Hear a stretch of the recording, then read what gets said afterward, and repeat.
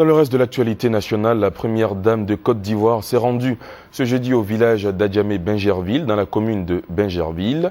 Dominique Ouattara est allé remercier les habitants de ce village qui, lui, ont offert un terrain pour la construction de l'hôpital mère-enfant. La présidente de la fondation Children of Africa, reconnaissante, a offert des présents d'une valeur de 113 millions de francs CFA. Le témoignage de Jérôme Kofi Aboula.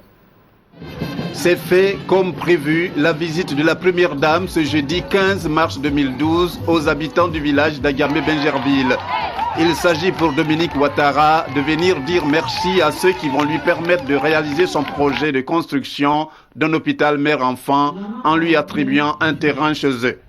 La présidente de la fondation Children of Africa, pour exprimer sa gratitude, va donc se présenter à ses hôtes avec plein de cadeaux, des dons en espèces et en nature, notamment composés de matériel médical, d'une ambulance pour les centres de santé de Bingerville, d'un véhicule double cabine, d'un mini-car de 22 places, d'un équipement pour le foyer des jeunes filles de Bingerville, des broyeuses de manioc ainsi que des présents pour les enfants, le tout évalué à 113 millions de francs CFA.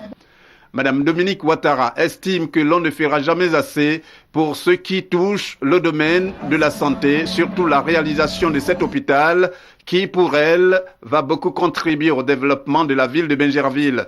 Cet hôpital sera le vôtre. Non seulement il vous garantira des soins de qualité, mais également offrira des emplois à la population de la ville, tant pour la construction des locaux que pour l'entretien et le soin aux patients.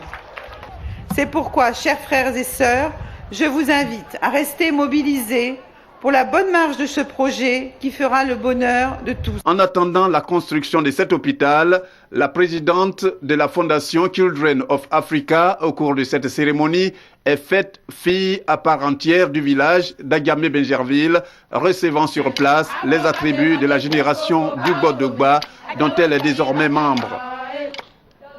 Une communion totale, pour ne pas dire une fête marquée par la prestation d'artistes et cette mobilisation impressionnante des populations pour constituer une haie en vue de l'accueil réservé à la première dame.